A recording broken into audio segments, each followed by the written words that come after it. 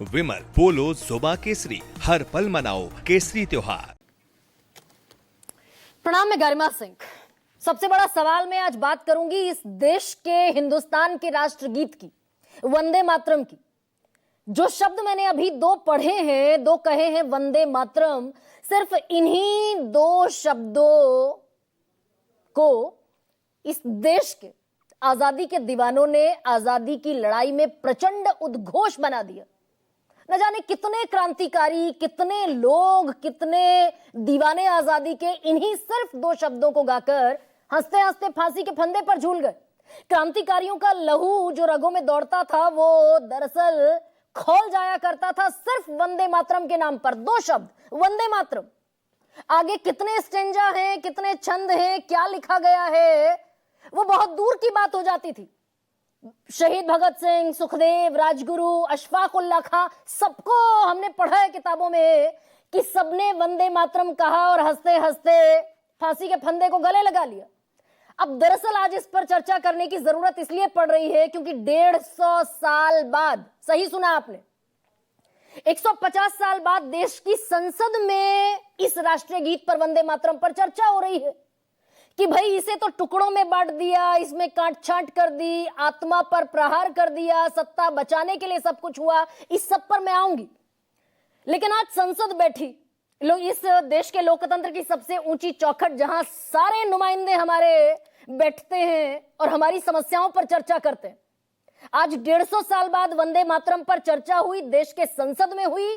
देश के प्रधानमंत्री ने, सबसे पहले प्रधानमंत्री जवाहरलाल नेहरू पर बड़े और गंभीर आरोप लगाए सदन के भीतर पटल से। क्या कहा प्रधानमंत्री नरेंद्र मोदी ने? उन्होंने दरअसल जो आरोप लगाया वो ये कि ये जो वंदे मातरम है, इस गीत की ताकत इतनी ज्यादा थी कि ये अंग्रेजों को करारा जवाब था। बिल्कुल सही कह रहे हैं प्रधानमंत्री, था अंग्रेजों को करारा जवाब।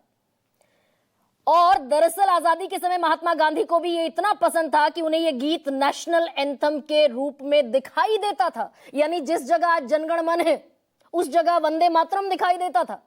अब यहां से प्रधानमंत्री ने शुरू किया, लेकिन कांग्रेस ने वंदे मातरम के टुकड़े कर दिए। तुष्टीकरण की राजनीति थी और क्योंकि कांग्रेस मोहम्मद अली जिन्ना के सामने झुक गई, जिन्ना को पसंद नहीं था वंदे मातरम गीत, और क्योंकि जब जिन्ना ने सवाल उठाया 15 अक्टूबर 1937 को वंदे मातरम के खिलाफ नारा बुलंद किया, तो जवाहरलाल नेहरू को अपना सिंहासन डोलता हुआ दिखाई दिया। और ये 37 की बात हो रही है, आजादी से 10 साल पहले, आजादी मिलने से। तो तब जवाहरलाल नेहरू को अपना सिंहासन डोलता हुआ दिखा।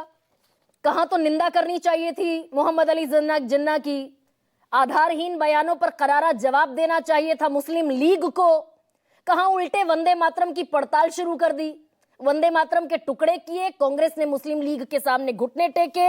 और ये सब दरअसल तुष्टीकरण की राजनीति के लिए हुआ। आत्मा को वंदे मातरम की आत्मा के एक हिस्से को अलग कर दिया गया। अब जब देश की संसद में ऐसी बात होती है, हर चीज का क्योंकि रिकॉर्ड होता है देश की पार्लियामेंट में, और प्रधानमंत्री कह रहे हैं तो भाई फेस वैल्यू पर लिया जाएगा कि क्या मुस्लिमों को, मुसलमानों को खुश करने के लिए, मोहम्मद अली जिन्ना को खुश करने के लिए ये कांटछांट हुई वंदे मातरम में, महामंत्र के साथ अन्याय हुआ। तो ये देश के प्रधानमंत्री कहते हुए दिखाई दिए। अब ऐसे में ये जो वंदे मातरम गीत है, इसकी बहुत छोटी छोटी सी जानकारियां मैं आपके सामने रख दूं। 150 साल पूरे हो गए हैं। 1875 में लिखा था बंकिम चंद्र चटर्जी ने वंदे मातरम, और सबसे पहले गाया गया था सार्वजनिक तौर पर 1896 में, गाया था गुरुदेव रविंद्रनाथ टैगोर ने। और उसके बाद 1937 का वो साल आया जिसका जिक्र प्रधानमंत्री नरेंद्र मोदी कर रहे हैं कि भाई उसमें 1937 में आत्मा का एक हिस्सा अलग कर दिया वंदे मातरम की। तो कुछ जानकारियां आपके सामने रखनी जरूरी हो जाती हैं। ये बिल्कुल सच है कि 1937 में कांग्रेस का अधिवेशन हुआ था और नेहरू के नेतृत्व में हुआ था, पंडित जवाहरलाल नेहरू के नेतृत्व में। और इस गीत के 2 छंद अपना लिए गए थे, बाद के 2 छंद हटा दिए गए थे जिसमें मां दुर्गा की स्तुति थी। Absolutely correct and absolute truth. कि ये 1937 में हुआ था। अब लेकिन इसमें देश के प्रधानमंत्री कह रहे हैं कि भाई सुभाष चंद्र बोस को नेहरू ने चिट्ठी लिखी। जैसे ही मोहम्मद अली जिन्ना का दबाव आया कि भाई ये जो बाद के छंद हैं जिसमें दुर्गा की स्तुति है ये तो हम नहीं गाएंगे,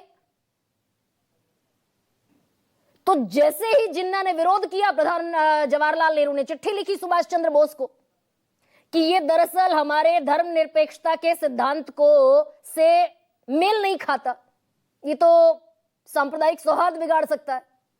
ये प्रधानमंत्री ने आज संसद में कोट किया। अब इसकी कुछ जानकारियां आपके सामने मैं रख दूं कि जिस वक्त 1937 में ये सब हो रहा था, ठीक उसी वक्त गुरुदेव रविंद्रनाथ टैगोर, जो भारत के पहले नोबेल प्राइज विनर थे, लर्नेड व्यक्ति थे, बंगाल से आते थे, जिन्होंने पहली बार गाया था वंदे मातरम को, उन्होंने एक चिट्ठी लिखी नेहरू को, क्योंकि नेहरू ने गुरुदेव रविंद्रनाथ टैगोर से भी सलाह मांगी इस विषय पर। विवाद बढ़ता गया। तो क्या कहा टैगोर ने, गाने के पहले हिस्से में दिखाए गए प्यार और भक्ति से मैं बहुत भावुक हो गया, जो हमारी मातृभूमि की सुंदरता और उदारता को दिखाता है। मुझे इन छंदों को बाकी कविता और जिस किताब से ये लिए गए हैं उससे अलग करने में कोई दिक्कत नहीं हुई, क्योंकि मैं बाकी हिस्सों से खुद को नहीं जोड़ पाया। ये चिट्ठी लिखी रविंद्रनाथ टैगोर ने जवाहरलाल नेहरू को 1937 में। अब दरअसल नेहरू का नाम तो प्रधानमंत्री नरेंद्र मोदी ने आज 7 बार लिया सदन के पटल से।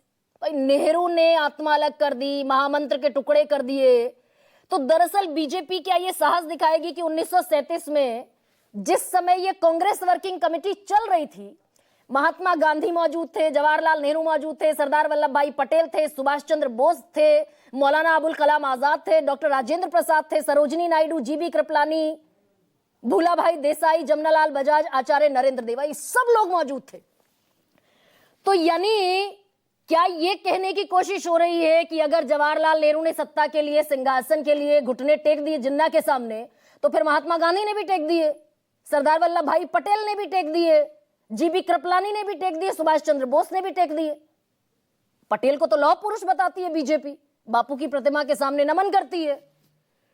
तो ये साहस दिखाए फिर भारतीय जनता पार्टी की ये सब दरअसल सत्ता के लालची लोग थे, नेहरू तो थे ही। क्या ये साहस दिखाती दिखाए नजर आएगी बीजेपी?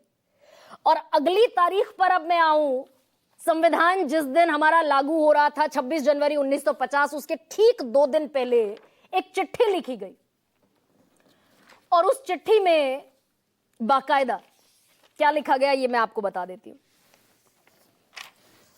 ये चिट्ठी लिखी थी डॉक्टर राजेंद्र प्रसाद ने, संविधान सभा के अध्यक्ष हुआ करते थे उस वक्त, संविधान तैयार हो रहा था, हो चुका था। ये उन्होंने बाकायदा स्टेटमेंट दिया, ऑफिशियली स्टेटमेंट दिया उन्होंने कि दरअसल इस पर चर्चा बहुत जरूरी नहीं है, जो सम्मान जनगण मन का है यानी कि नेशनल एंथम का है, वही सम्मान इस देश के संविधान में वंदे मातरम का भी रहेगा। अब जिस वक्त ये प्रस्ताव पास हो रहा था 24 जनवरी 1950 को, उस वक्त भी अगर पंडित जवाहरलाल नेहरू मौजूद थे तो बाकी लोग भी मौजूद थे। सी राजगोपालाचारी थे, मौलाना आजाद थे, राजेंद्र प्रसाद थे, रविशंकर शुक्ला थे, जीबी पंत थे, पटेल थे। तो भाई 37 में अगर पाप हुआ तो उसको 50 में जब हम संविधान अपना रहे थे तब बदल दिया जाता, लेकिन सारे लोगों ने वही फिर स्वीकार कर लिया, वही 2 छंद स्वीकार कर लिए। यानी सब दरअसल किसी के पास कोई विजन नहीं था, सब सिर्फ जिन्ना के आगे झुके हुए नजर आ रहे थे। तब तक तो देश के टुकड़े भी हो चुके थे 47 में, फिर क्या मजबूरी थी? अब ये सारे जितने भी महापुरुष थे ये सब अपना लिए होते। और इसमें सबसे बड़ा सवाल ये आपके सामने रखने वाली हूं कि भाई ये 1937 में कांग्रेस ने महापाप कर दिया, 2 छंद अपनाए, बाकियों को छोड़ दिया तुष्टीकरण की राजनीति के चलते।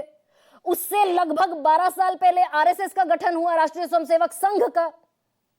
केशवराम बलिराम हेडगेवार ने राष्ट्रीय स्वयंसेवक संघ की स्थापना की। तो अगर वंदे मातरम भारत की आत्मा का महामंत्र था, आजादी का सबसे मजबूत तराना था, तो अपना लिया गया होता राष्ट्रीय स्वयंसेवक संघ की तरफ से गीत के तौर पर। वो अपना गीत लेकर चले आए, नमस्ते सदावत्सले मातृभूमि। भाई अपना लेते, आरएसएस अपना लेता वंदे मातरम को, उनका एक अपना गीत था। तो दरअसल ये अब बंगाल का चुनाव भी है, बंकिम चंद्र चटर्जी भी आ गए, गुरुदेव रविंद्रनाथ टैगोर भी आ गए, आत्मा भी आ गई, ये दरअसल बंगाल इलेक्शन की तरफ भी इशारा करती हुई बीजेपी दिखाई दे रही है क्या? और ये कांग्रेस को मुस्लिम परस्त भी साबित करने की कोशिश है क्या? क्योंकि भाई 150 साल बाद याद आई हमें, और राजनीति में कुछ भी अकारण नहीं होता। 11 साल आपकी सरकार को हो गए, आप पूरा वंदे मातरम लागू कर दिए होते। बल्कि एक बड़ा वाजिब सा सवाल जो तमाम लोग पूछते हुए दिखाई दे रहे हैं, संसद में वंदे मातरम के पर आघात पर चर्चा होगी, और अभी 24 नवंबर 2025 को राज्यसभा सेक्रेटेरिएट हमारी देश की संसद के ऊपरी सदन के सचिवालय ने एक चिट्ठी जारी कर दी सारे सांसदों को। यू कैन नॉट चैंट जय Hind, you can not chant thank you, you can not से थैंक्स, यू कैन नॉट से वंदे मातरम। पढ़कर सुना देती हूं आपको। यह राज्यसभा के सांसदों को, बल्कि संसद के सदस्यों को चिट्ठी जारी की गई है बाकायदा। The decorum and the seriousness of the proceedings of the House require that there should be no thanks, thank you, Jai Hind, Vande Mataram or any other slogans raised in the House. You cannot say Vande Mataram in the Parliament. भाई इतनी मोहब्बत है आपको वंदे मातरम से, तो ये देश की संसद में क्यों प्रतिबंधित कर दिया?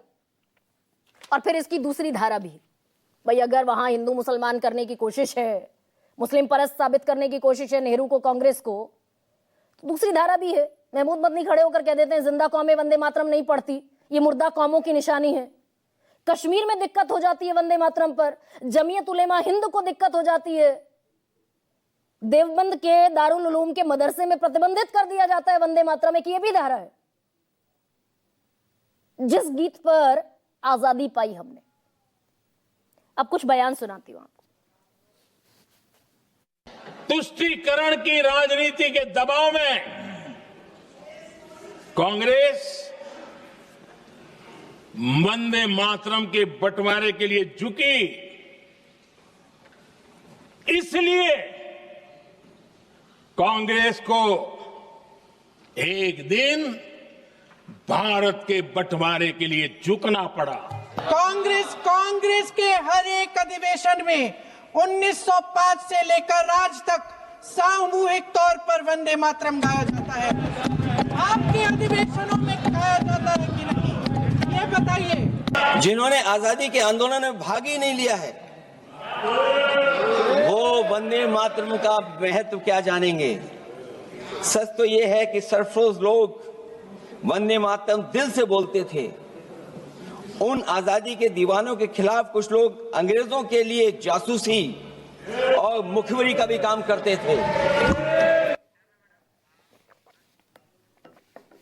अब दरअसल इस पर घमासान अभी आगे आने वाले वक्त में और ज्यादा बढ़ता हुआ दिखेगा, क्योंकि बंगाल का इलेक्शन बिल्कुल सामने है। और दरअसल इस राष्ट्रगीत को लिखने वाले बंकिम चंद्र चटर्जी बंगाली थे।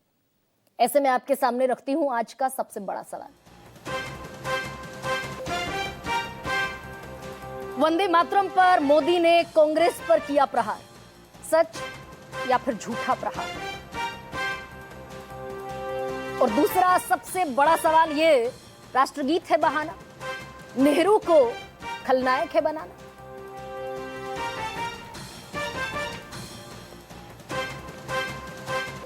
और सिर्फ फैक्ट्स की बात करने वाली हूं, अल बल झल इस पूरे डिबेट में मैं आज नहीं करने वाली हूं। एब्सोल्युटली फैक्ट बेस पर डिबेट करने वाली हूं। गुरु प्रकाश मेरे साथ जुड़ रहे हैं, प्रवक्ता हैं भारतीय जनता पार्टी के। सुप्रिया श्रीनेत मेरे साथ हैं, प्रवक्ता हैं कांग्रेस पार्टी की, राष्ट्रीय प्रवक्ता हैं।